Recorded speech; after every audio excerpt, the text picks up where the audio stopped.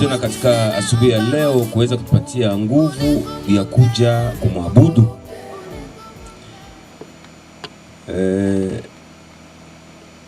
Kama vile ndugu alisema ya kwamba neige iko mingi, hiyo nayo ni neno la Mungu. Hatuwezi kuipinga sababu Mungu alisema iwe, basi inapasha kuwa. Na hii yote ndio Mungu kunasema ya kwamba atatupanguza machozi. Hauwezi kupanguzwa machozi na haukulia. Wakati utapanguzwa machozi ni wakati uliweza kulia machozi, ndipo watakupanguza machozi iliyodondoka kwenye uso wako. Amen. Lakini kama haukulia, haukukuwa na mateso, haukufanya chochote, utalia nini na watakupanguza nini? Ni kusema ya kwamba tunapaswa kupanguzwa machozi yenye tulilia. Amen.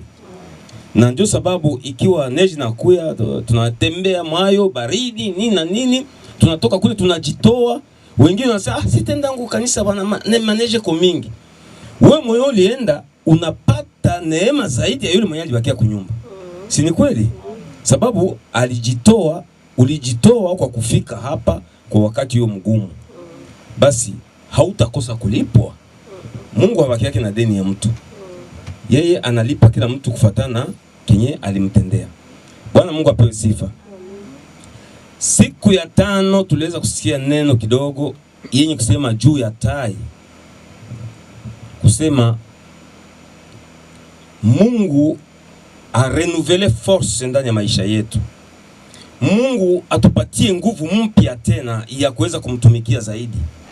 Mungu aweze kutupandisha juu sana kama vile tai. Tuweze kukimbia bila kuchoka. Amen. Tupande juu sana kama vile tai. Ni kusema ya kwamba na tusikia kwamba tai wakati anapanda juu sana, hapo ndipo anaona sana mambo yaliyoko chini. Sababu macho yake ikiwa inaenda mbali sana, ndipo inaona zaidi mambo mabaya au mema yenyeko chini yake. Na tukaona kwamba na sisi wa Kristo tukipanda juu sana katika kiroho, ndipo tunaonaka dunia jinsi ilivyo. Kama hatupande juu, tunabakia katika mambo ya dunia, hatutaona jinsi dunia iko, tutafanana na dunia. Lakini tukipanda juu sana, tutajua dunia iko na shida gani. Mbele ya kusoma neno la Mungu, nitafuta kugusia ile neno kusema ya kwamba yule tai, kuko neno yetu isoma pale nasema ya kwamba ataturejenir, ataturajenir kama vile aigle. Atatufanya kuwa vijana kama vile tai. Tai anapokuwa mzee, anakuwa anafanya namna gani kusudi ajirajenir? Sura yake inakuwa imekwisha kubeba magamba. Mdomo wake unakuwa umekwisha kuzeeka. Mabawa yake inakuwa imekwisha kuzeeka. Yeye anaenda kuroshe kumwamba kusudi ajirajenir. Anakamata sura yake, anakuwa piga kumwamba, piga. Ile magamba yenyewe kwa kusura yake yote inatoka. Tunaenda pamoja. Hiyo magamba yote inatoka. Kama ni mdomo ndio ulikuwa umeshazeeka, ile gamba ilikuwa kwenye mdomo unatoka. Ama kamata mabawa na piga kumwamba, ili mabawa yote ya kuzeeka, manyoya ya kuzeeka yote, le plume yenye ishazeeka yote inatoka. Alafu anabakia kama mwenye hakukuwa na maplume na magamba inatoka yote. Mwili wake unabakia kama mtoto mdogo, alafu magamba mpya na manyoya mpya inaota, anakuwa kijana tena. Amen. Na sisi tukihitaji kuwa vijana, niko nasema katika roho, ni kusema kwamba kuko wakati ambapo tunakutana tumeisha zeeka kiroho, nguvu zinaisha, tunakosa kisi ya kufanya, tunakosa pa kwenda, mafaiblesse yanakuwa mingi, shida zinatulemea, matatizo ya dunia yanatulemea, tunakosa mahali pa kukimbilia. Ni kusema tunazeeka kiroho. Inatubidi tuende wapi? Juu ya mwamba. Tupige vichwa vyetu juu ya mwamba. tupige mabawa yetu juu ya mwamba, tupige kichwa chetu juu ya mwamba, midomo yetu tupige juu ya mwamba, alafu mwamba itatoa magamba iliyo katika uso wetu, na mwamba ule utatoa manyoya iliyo katika mabawa yetu, alafu tutabakia kama vile tunaumia kabisa. Wakati tunaumia kabisa, unasikia kabisa unazofika, ulitubu, ulifanya nini, unalia, unasikia unabakia na vidonda, lakini vile vidonda vikipona unakuwa tena mpya. Amina. Unapanda juu sana, manyoya mengine yameota mapya, inakufanya wewe sasa kupanda juu, kuachana na mambo ya dunia na kupanda juu sana na kuona jinsi dunia ilivyo. Hiyo ndio tunahitaji. Haleluya. Tunahitaji tuwe hivyo. Tunaweza kuwa tumeisha zeeka kiroho, tunaweza kuwa tumeisha choka, sababu anasema kwamba yeye ndiye atawapatia wanaochoka nguvu tena. Tutakimbia tena bila kuchoka. Nani anaweza kutufanyia vile? Sisi tunalala usingizi, tunachoka. Tukifanya kazi tunachoka. Lakini Biblia inasema Mungu wa Israeli, yeye halale. Amen. Yeye hachoki. Yeye ndio anatupatia sisi kupata nguvu mpya tena katika maisha yetu. Amen. Na sisi siku ya leo tunahitaji tena tupate nguvu mpya kupitia neno lake. Nahitaji mfungue roho zenu ili tuweze kusikia neno la Mungu katika siku ya leo. Amen. Amen. Ili Mungu aweze tena kutusaidia katika siku ya leo, tupate tena nguvu mpya kupitia neno lake katika siku ya leo. Neno la Mungu ndilo linatupatia nguvu. Neno la Mungu ndilo linatupatia uzima. Neno la Mungu ndilo linatubadilisha. Neno la Mungu ndilo linatupatia kupanda juu sana na kuachana na mambo ya dunia. Amen. Par la parole de Dieu. La parole de Dieu transforme. Alléluia. Amen. Tutasoma mbele ya kusoma, tuombe kwanza Mungu kidogo. Tusimame basi. Tutasoma kwanza, tutaenda leo, tuko tunakwenda katika nyumba ya mfinyanzi. Tutasoma katika kitabu cha Yeremia, ndio tutaanzia hapo. Yeremia 18.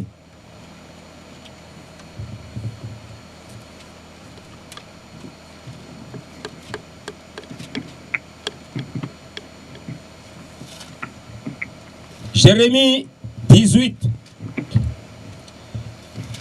Wenyewe waisha kwa tayari, tusome katika jina la Yesu Kristo. Amen. Amen. La parole fut adressée à Jérémie de la part de l'Éternel à ces mots. Ijambo ryaje kuri Yeremiya rivuye ku Uwiteka riti: Lève-toi et descends dans la maison du potier. Là, je te ferai entendre mes paroles. Haguruka umanuke ujye mu nzu y'umubumbyi, niho nzakumvishiriza amagambo yanjye. J'ai descendu dans la maison du potier, et voici il travaillait sur un tour. Nuko ndamanuka njya mu nzu y'umubumbyi, ndebye mbona arakorera umurimo we ku ruziga. Les vases qu'il faisait ne réussit pas, comme il arrive à l'argile dans la main du potier. Nuko ikibindi yabumbaga mu ibumba gihombera mu ntoki z'umubumbyi. Et il en refit un autre vase tel qu'il trouva bon de le faire. Maze aribumbisha ikindi kibindi kimeze uko ashaka. Et la parole de l'Éternel me fit adresser en ces mots. Maze ijambo ry'Uwiteka rinzaho riti: Ne puisez pas agir envers vous comme ces potiers, maison d'Israël, dit l'Éternel. Yemwe ab'inzu ya Isirayeli mwe, mbese sinabasha kubagenza nk'uyu mubumbyi. Voici comme l'argile est dans la main du potier, ainsi vous êtes dans ma main, maison d'Israël. Niko Uwiteka abaza: dore uko ibumba rimeze mu ntoki z'umubumbyi, niko namwe mumeze mu ntoki zanjye, mwab'inzu ya Isirayeli mwe. Amen. 2 Corinthiens, twende mu Korinto, wa Korinto. Wakorintho wa pili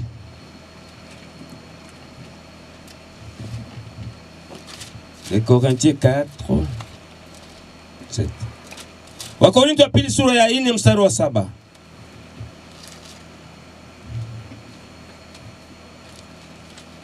Tunaenda pamoja? Tuko pamoja? Amen. Amen. Nous portons ces trésors dans des vases de terre, en fait que cette grande puissance soit attribuée à Dieu et non pas à nous.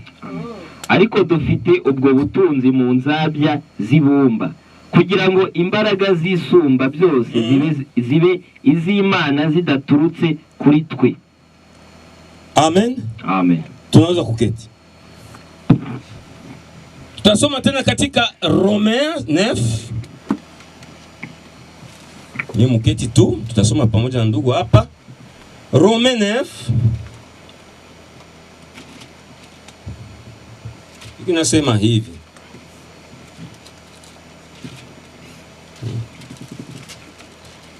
« 9:19, il dit ceci.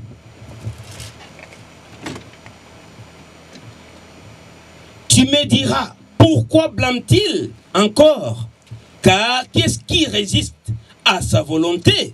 Ô homme, toi plutôt qui es-tu pour contester avec Dieu? Les vases d'argile, dira-t-il à celui qui l'a formé, pourquoi m'as-tu formé ainsi? Les potiers n'est-il pas le maître de l'argile pour faire avec le même masse un vase d'honneur et un vase d'usage vil? Et que dire si Dieu voulait montrer sa colère et fait connaître sa puissance à supporter avec une grande patience des vases de colère prêts pour la perdition? Amen. None wambaza uti none se ninde ni iki gituma ikomeza kugaya umuntu? Ninde wagandira ibyo ishaka? Ariko wa muntu we urinde ugisha Imana impaka? Mbese icyabumbwe cyabaza uwakibumbye kiti ni iki cyatumye undema utya? Mbese umubumbyi ntategeka ibumba ngo mu mugoma umwe ubumbemo urwabya rumwe rwo gukoresha iby'icyubahiro n'urundi rwo gukoresha ibiteye isoni. None se bitwaye iki niba Imana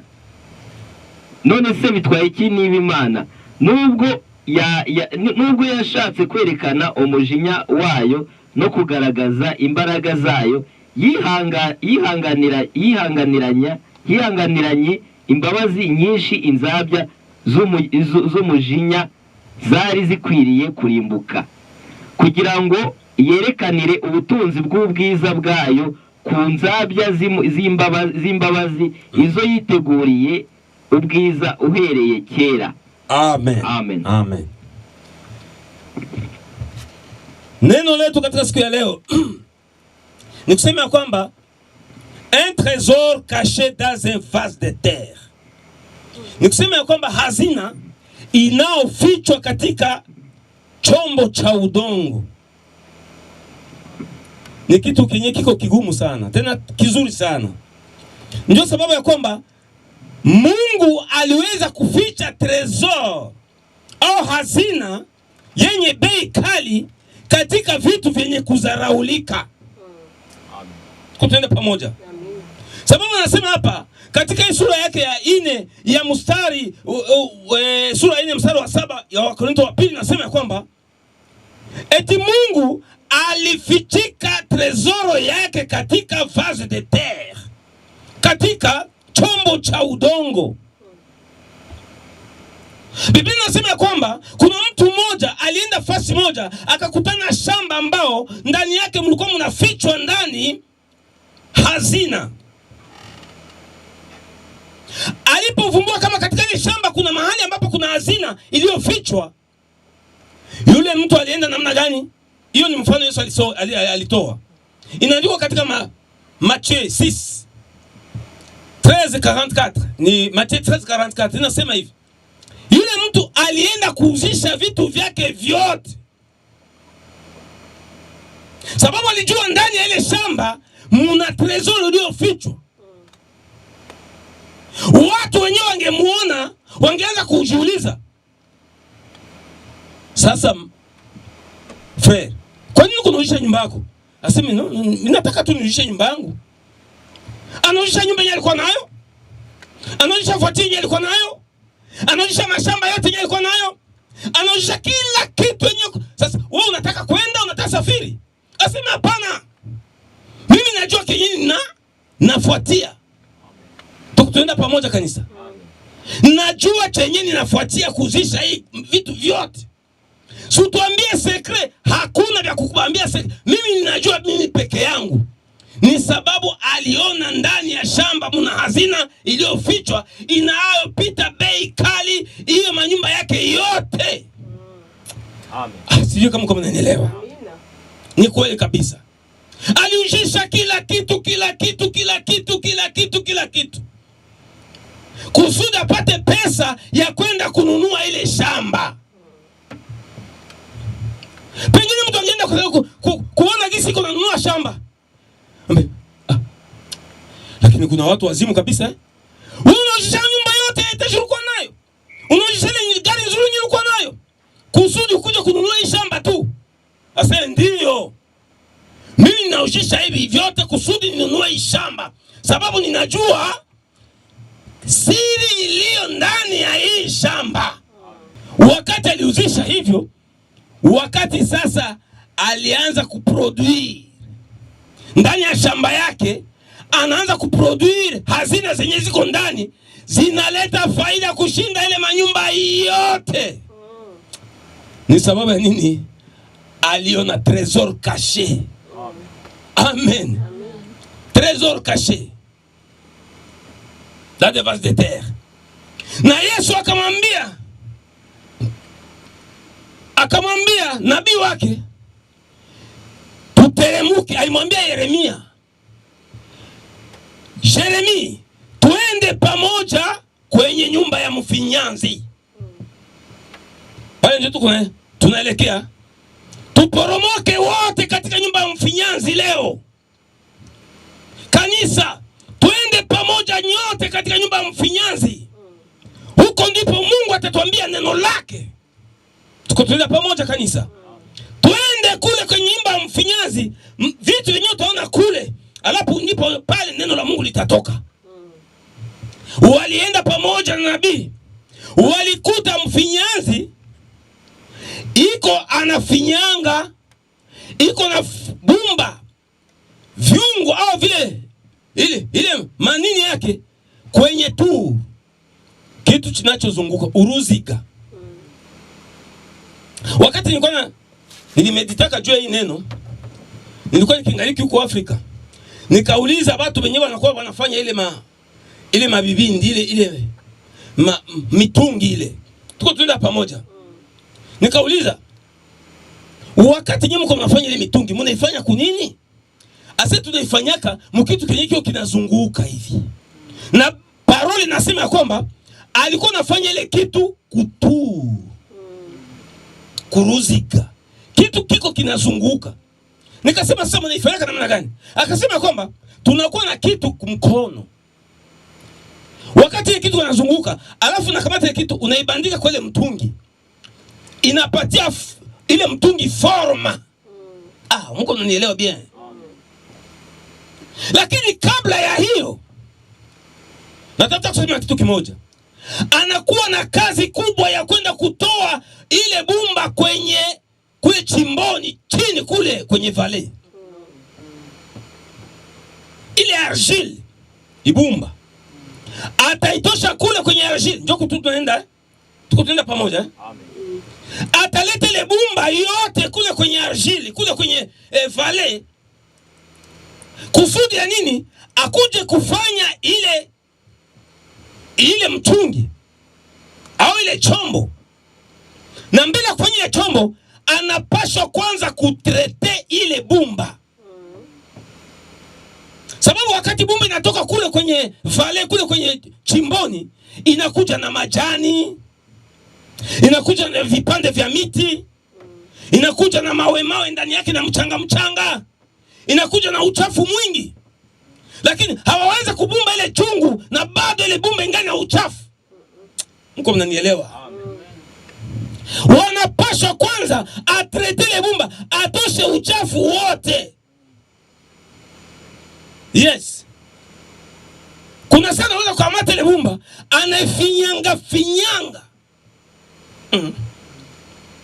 Anaifinyanga finyanga, kuifinyanga finyanga, kuangalia kama mule ndani yake muna uchafu yenyewe inabakia ndani.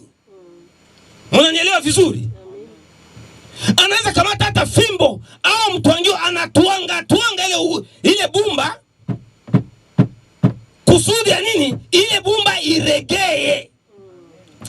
Mko mnanielewa? Inapaswa kwanza ile bumba iregee, ile argile iweze kuregea porque iweze kufanya kukamata forme ya chungu fulani. Kwa maana kama iregee, akitafuta kuinyoosha vitakatika. Si ni kweli? Wakati anatafuta kuibumba na hivi, anatafuta kufanya hivi, kinakatika. Sababu hairegei. Mko ndani mchanga, mko ndani majani, mko ndani sijui vitu gani. Hairegei. Inaomba kwanza ile bumba ipigwe. Inaomba kwanza ile bumba kamata hata mpanga akatekate kwanza ile bumba separe. Sio kama mnanielewa. Amen. Wakati anaisepare, anakamata tena na maji, anamwangia tena juu, anaitofula tena bien, anairudisha tena inakuwa mai, inakuwa teketeke. Na ikisha kuwa teketeke, anaifinyanga vizuri mpaka bumba yenyewe inaanza kunata. Uchafu wote unatoka. Sio hivyo? Uchafu unapotoka, anaweza kukamata ile bumba, ananyoosha hivi, inanyooka sasa kama elastiki.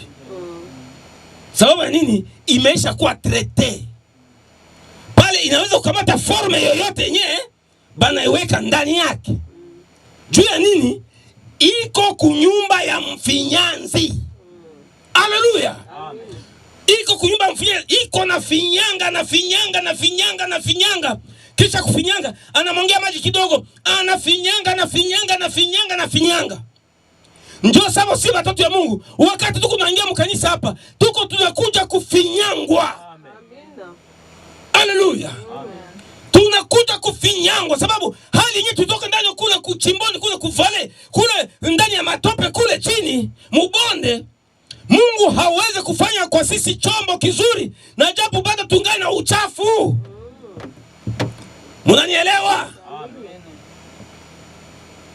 Haiwezekani Mungu aweze kukutumia na japo bado ngai na uchafu. Lazima akufinyange, lazima akupia ponde, lazima akufinyange. Atachukua hata upanga na kukatakata.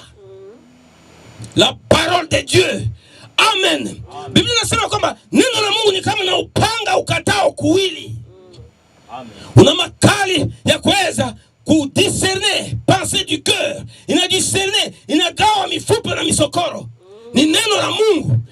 Amen. Ndio sababu wakati neno la Mungu linashuka, linakukata ndani ya roho yako, linataka ile tabia zote zenye litoka nazo kule kuvale, kule kunyo litoka, ziweze kuisha kusudi iweze kuwa bumba ya kuforme.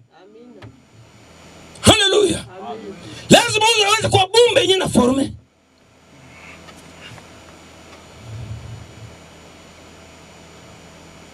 Wakati sasa umeisha kukua bumba na kuwa forme, bana kutia kutu. Wanatia bumba kutu. Biblia inasema hapa kusema kwamba yule mfinyanzi angeweza kufinyanga mtungi mmoja, kwa maana kuna wakati yule mtungi unaweza kuvunjika. Si ni kweli? Mtungi unavunjika, bwana anasema okay, hata mtungi unavunjika leo, hata tupa ile bumba yenyewe ilikuwa imeiforme ile mtungi. Ataitia pembeni, yeingie tena nafasi ya kutrete. Irudie tena kwenda kupondwa.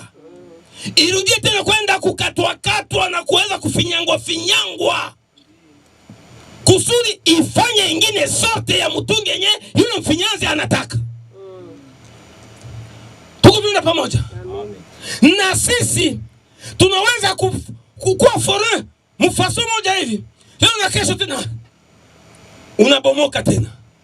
Mungu anasema sitakutupa. Yesu anasema kwamba yeye ajaye kwake, eti yule ajaye kwangu mimi sitamtupa kamwe. Amina. Amen. Simseme amina. Amen. Wakati tunakuja kwa Yesu hata tutupa kabisa. Tunaweza kufanya makosa leo. Tunaweza kuanguka leo. Tunaweza kufanya hivi. Lakini ya lazima tusitoke katika nyumba ya mfinyanzi. Mnanielewa? Ya lazima tusitoke katika nyumba ya mfinyanzi ili aendelee kutufinyanga finyanga kusudi tuforme tena ingine mtungi mpya. Haleluya. Ni lazima Mungu atufinyange, atuforme mtungi mpya. Wakati wanakutia kuturu hapo, kila mtu Roho Mtakatifu wakati unasema hivi, kila mtu hapa iko na tiwa kuturu yake yenyewe, mwingine hataona. Uko na tourner pale. Alafu nikauliza yule mtu mwenyewe wakati nilikuwa na meditate juu ya parole. Nilikuwa sijahubiri kwenye ni meditate yake hii. Sasa wakati mko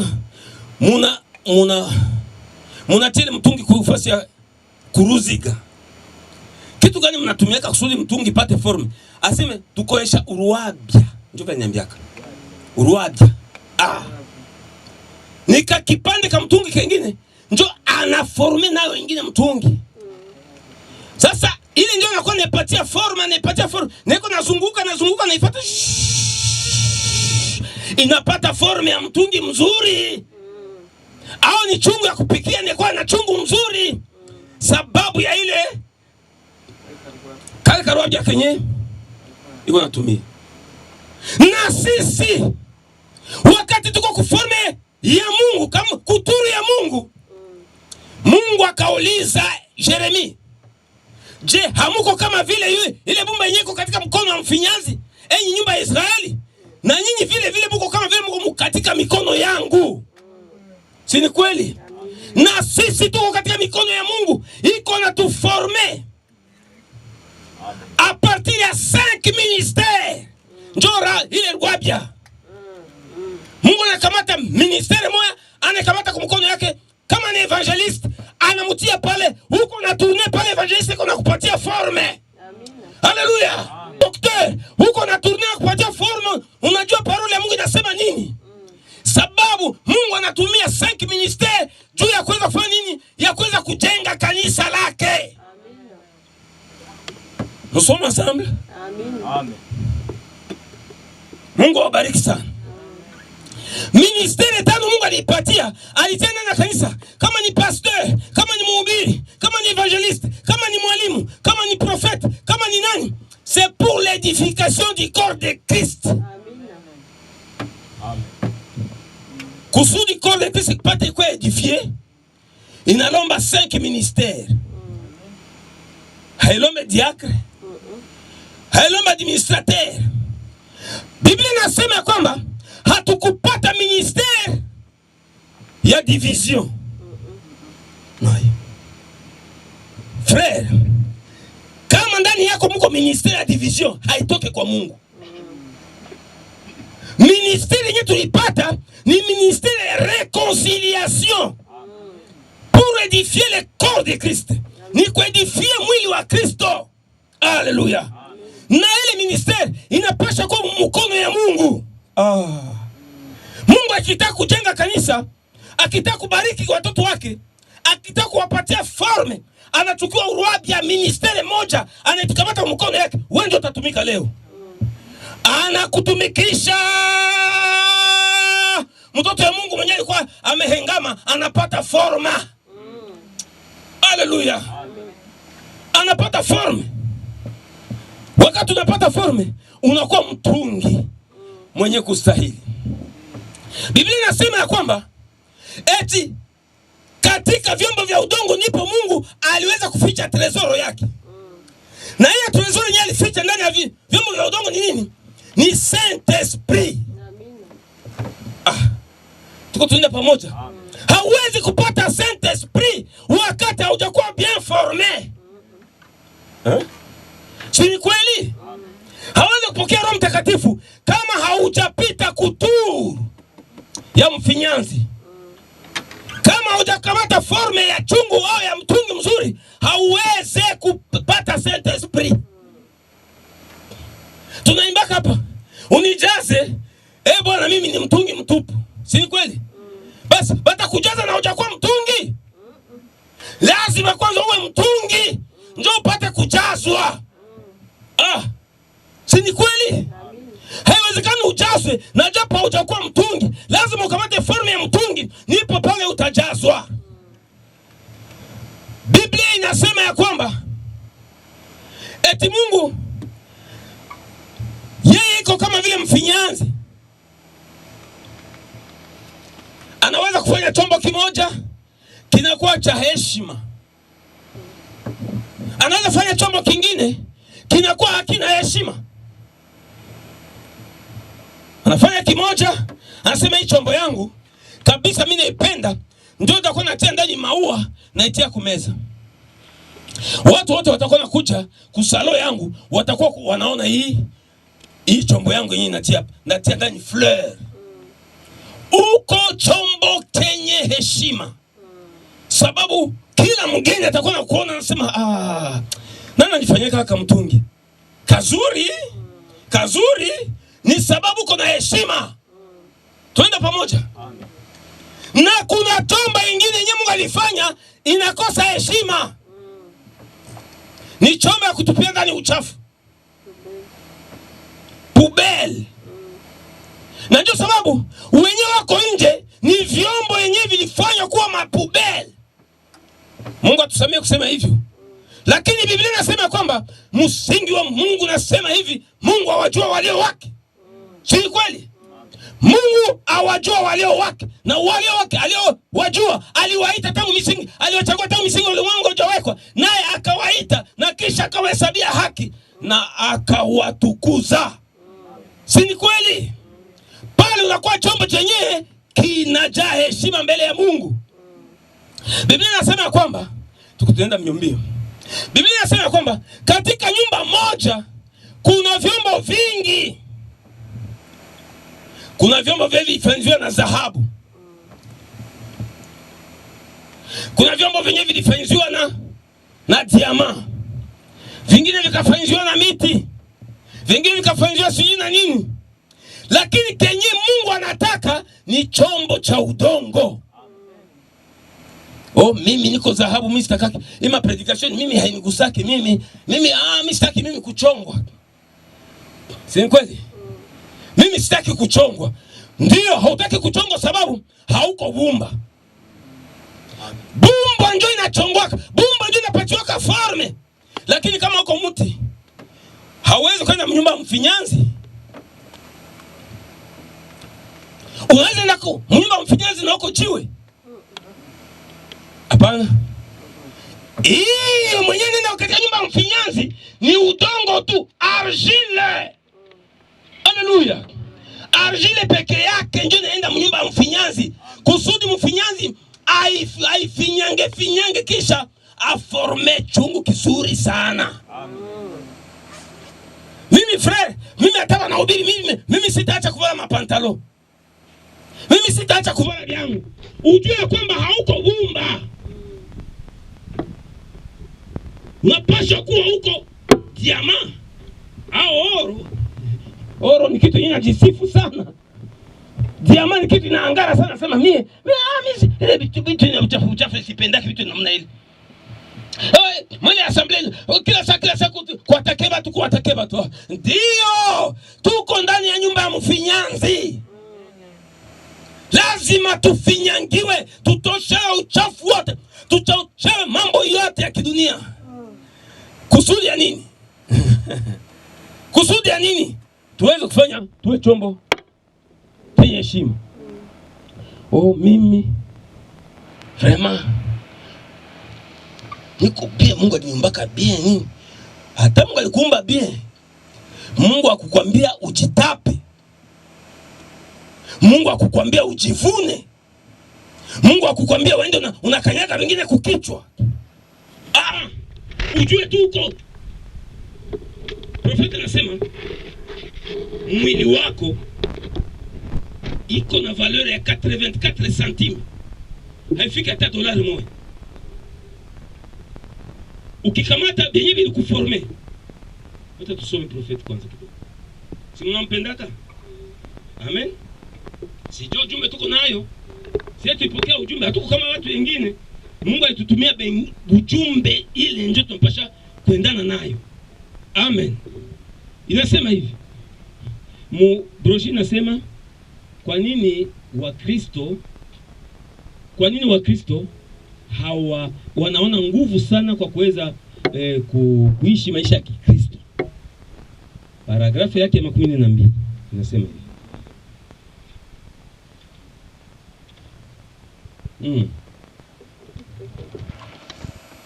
B yake inasema hivi. Tuko pamoja? Voyez-vous cela? Unaona hiyo? Qu'est-ce? Ni nini? Qui êtes-vous? Uko nani? Quelle est votre importance? Maana yako ni nini? Après tout. Kwa yote ile. Ou combien? Qu'êtes-vous? Après tout. Uko nani? Kwa yote ile.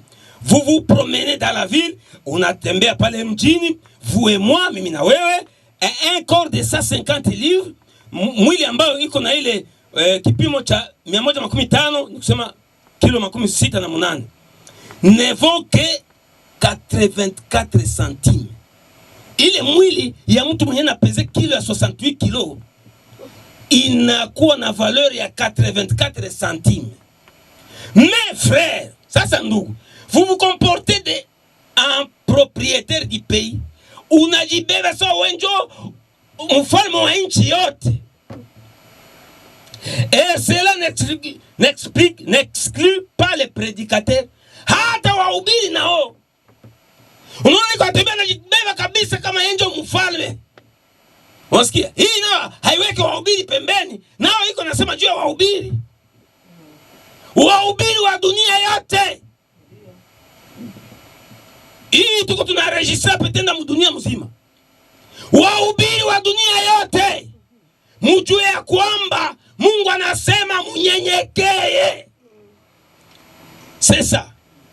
Sawa profeta anasema ya kwamba 5 ministères ya épouse iko inanyenyekea. Kwa kujua kwamba huyu alitumwa na Mungu, ni kuona kwamba ule mtu ananyenyekea. Sijui watu nenda pamoja. Semeni amina. Amen. Mtu anayetumwa na Mungu ni mwenye ananyenyekea, mnyenyekevu. Anajimilie. Bahubiri leo. Akishavala koti. Pengine ishapata na kafuatili kumulango. Anakuwa sawa vile sijui nani, mfalme wa wafalme. Kama ni amperere sijui. Anakuwa anatembea tu mtu asimuguse au mtu asimusemeko. Attention, si wote tuliumbwa kwa udongo. Si ni kweli? Hatuna dolari moja ya valere yetu. Iko 84 centimes. Haifike ku dolari moja. Kama ungaliki vile, huko mhubiri kwenda na jinua juu. Urudie munyumba ya mfinyanzi. Akufinyange tena. Uweze kutumikia wa ndugu zako na unyenyekevu. Si ni kweli? Frère, tuko pamoja? C'est vrai. J'ai la plus grande église de la ville. Oh, je n'ai pas. Peut-être que vous n'avez pas à le faire. Mais un jour, vous aurez peut-être à vous repentir. Oh, mimi. Niko na kanisa mkubwa mwa vile. Nini? Profeta anasema kuna siku moja kuna saa utakujaka kutubu ile mambo yenyewe kunasema. Tuko tulia pamoja. Ndio sababu hata profeta anasema hapa. Aseme usiadore mwanadamu. Si ni kweli? Sasa tusome nabii.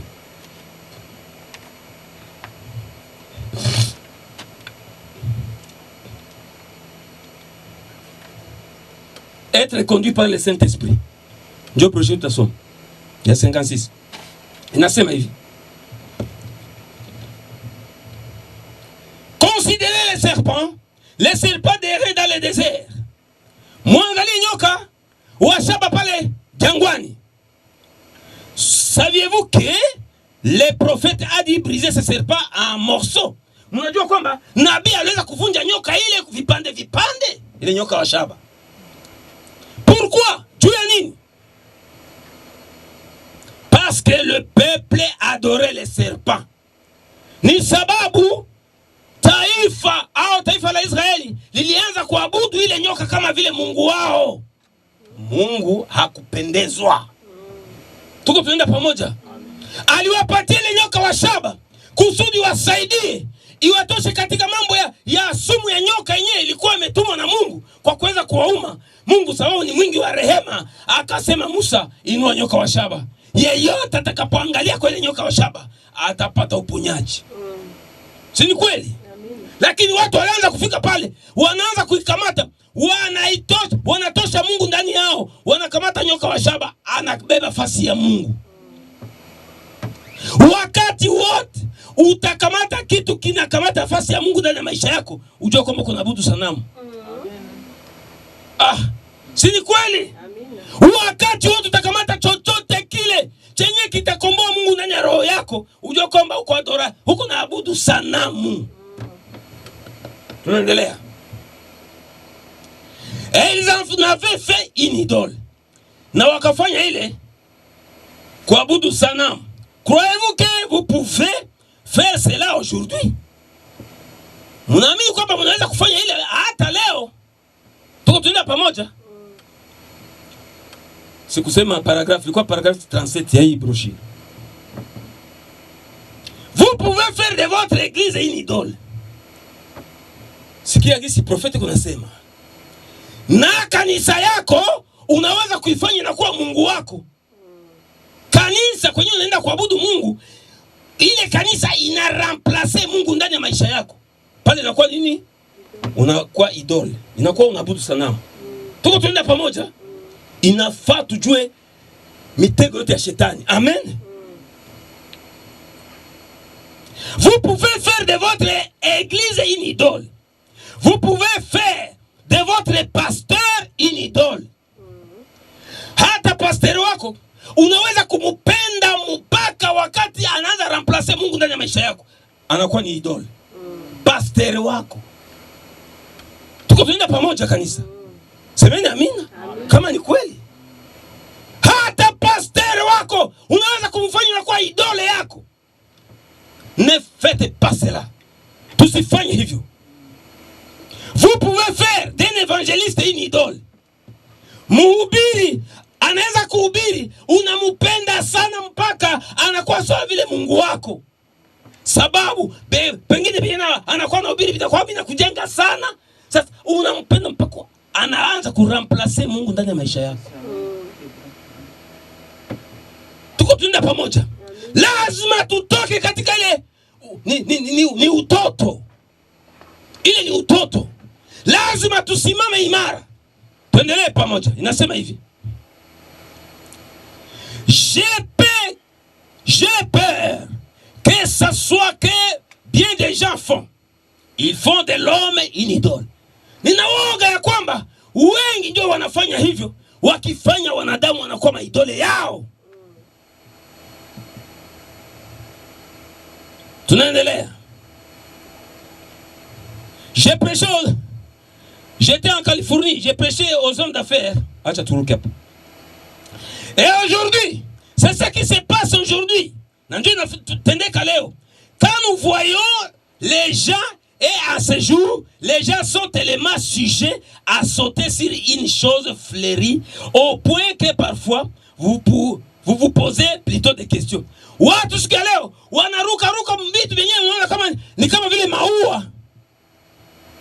Wakiona kama ni vitu vyenyewe kwa agréable, vitu vya kuvutia. Ne pensez jamais au-dessus. Usiwazi kama qu'un homme est au-dessus d'un autre. Usiwazi kama kuna mtu mwenye iko juu ya mwingine. ndani ya kazi ya Mungu. Tuko tuenda pamoja? Non, peu importe qui il est, hata kuwe nani, s'il est simplement un bout d'homme, hata kakue kama mtu kafupi hivi, par ici qui distribue des traités dans la rue, hata kakue kama mtu kafupi kenye kiko kana kwenda na gabla matrete mu barabara, et si c'est un Billy Graham na kuko mwingine mwenye pale anaitwa Billy Graham, peu importe qui il est, hata kwa nani, c'est un serviteur de Dieu. Yeye ni mtumishi wa Mungu tu, atakwe kadogo, atakwe kama atakule kule, bote wanaitwa banani, batumishi ya Mungu. Respectez-les quand même, muheshimu chacun de kila mmoja wao. Ne placez pas l'un au-dessus de l'autre. Ndani yako usifanye moja na kuwa mkubwa juu ya mwingine. Est-ce que vous m'écoutez? Inafaa tujue. Haiko mahubiri vingi banahubiri. Haiwezekani. Atasema matafuta bananisarau sasa. Hapana. Lazima tuonyeshe verite yote kisi iko. Si ni kweli basi? Ne placez pas l'un au-dessus de l'autre. Et n'ayez pas de favoris. Dada, mnawea favori nini? N'ayez pas de favoris, nikusema kwamba usifavorize mmoja ndani ya roho yako kushinda mwingine. Unasikia? Unakuwa na parti pris. Nikusema unaegamia kwa ngambo moja, mtu mwingine unaona kama ni wa valeur. Unapendelea mmoja kuliko mwingine. C'est ça favoritisme. Nous n'avons pas cela. Hatupashe kwa vile. Ne le faites pas. Musifanye hivyo. Ne respectez pas une personne en pensant qu'il est au-dessus de l'autre. Usiheshimie mtu kiwajia kwamba yeye ndio yuko mkubwa kushinda mwingine. Tukwenda pamoja.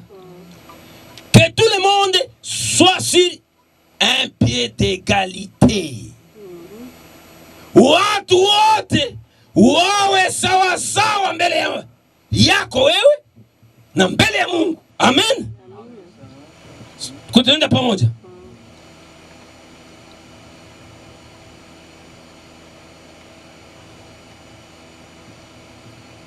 Ndio sababu Mungu anakuambia trezoro hii ninaificha katika vyombo vya udongo. Ile trezoro ni nini? Ni Roho Mtakatifu ndani ya mwili wa mwanadamu ambao ni chombo cha udongo. Si ni kweli? Na hauwezi kupata ile trezor kama haujapita mnyumba, katika nyumba ya mfinyanzi kusudi akuforme. Akisha kuforme unakuwa safi, unaisha kuwa una merite. Ndio sasa Mungu anaficha trezor yako ndani yako. Mule ndani ya nyumba moja muko vyombo vya dhahabu, muko vyombo vya chuma, muko vyombo vya miti na vyombo vya udongo. Vyombo vya miti vya dhahabu vinaweza kuzarau vyombo vya udongo. Tuko tuenda pamoja. Vyombo vya chuma vinaweza kuzarau vyombo vya udongo. Na kuna wakati ile chombo cha dhahabu wanakitia kwa maua mzuri, wanakipamba. Ile chombo cha dhahabu nasema haleluya, mimi ndio niko considéré mwa hii nyumba. Ndio sababu ndani ya eglise usikonsidere mtu kuangalia mambo yake ya nje. Sababu Mungu ndio anajua roho ya kila mtu. Tuko tuenda pamoja. Mungu ndio anajua secret. Wewe unaweza kumconsidere na japo ni chombo cha dhahabu.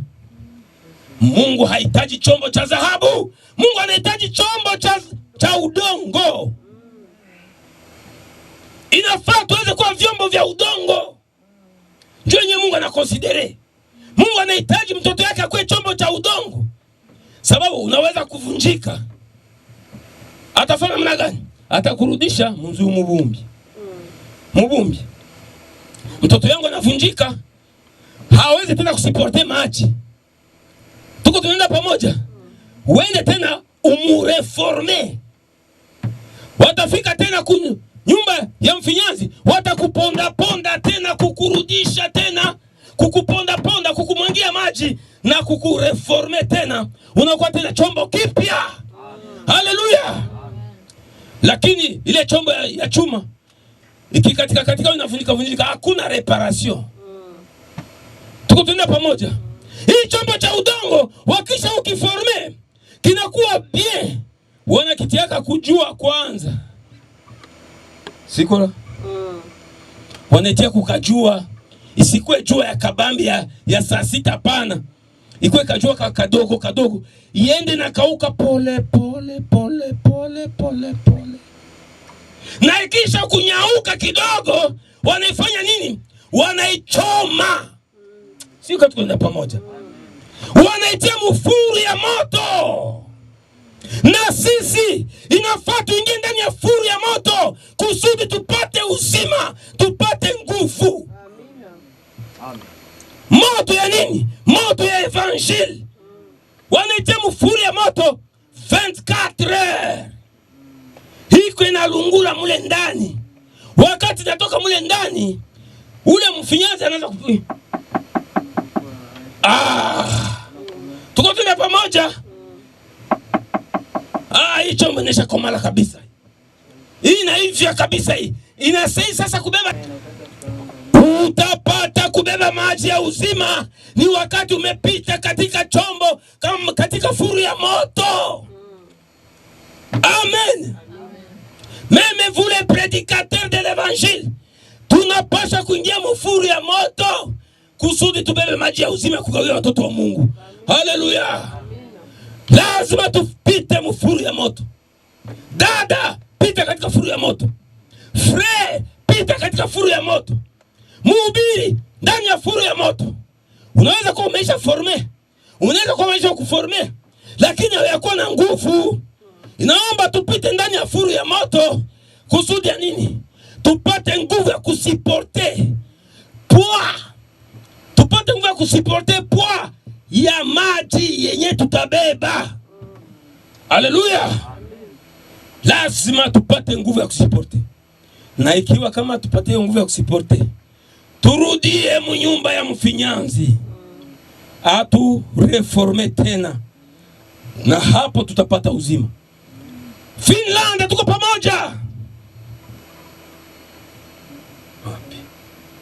Ashakimbia. Finland, tuko pamoja. Wapi? Bibi. Unaona? Ni wakati wa kurudia mnyumba mfinyanzi. Kama ukingauki natoka kule Muvale, kule mchimboni kule, ni mzuri bakia mnyumba mfinyanzi. Utafinyangiwa, kisha unapata uzima, kisha unapata forme, na kisha utapita mfuru ya moto, na kisha unapata nguvu ya kuweza kusiporte hazina ya Mungu ndani ya roho yako. Tusimame, tuweze kuweka mbele, tujiweke mbele ya Mungu. Nani anahitaji kuingia katika nyumba mfinyanzi siku ya leo? Mungu ni mwema sana. Anahitaji tuingie katika nyumba mfinyanzi na tubaki pale, Mungu aweze kutuforme. Unahitaji Mungu akuforme katika siku ya leo? Unahitaji Mungu akubumbe tena upya? Unaweza kuwa ulikwisha kubumba tena ukavunjika, au umeisha kuwa na tundu, au umeisha kuwa na fissure. Ulishakuwa na fissure sababu ya charge ya vitu vya dunia. Charge ya vitu vya dunia wakati vinakuingilia, vinakuletea fissure na hautasiporte tena maji ya uzima. Inaomba tena turudie mnyumba mfinyanzi ili Mungu atufinyange tena mara ya pili kusudi tupate uzima. Haleluya. Tunahitaji kuomba Mungu. Kama unahitaji Mungu akuforme tena, utatia kidole chako juu. Mungu akureforme tena, urudie katika nyumba mfinyanzi. Mungu akuponde tena, akufanye upya, ukwe chombo kipya katika maisha yako.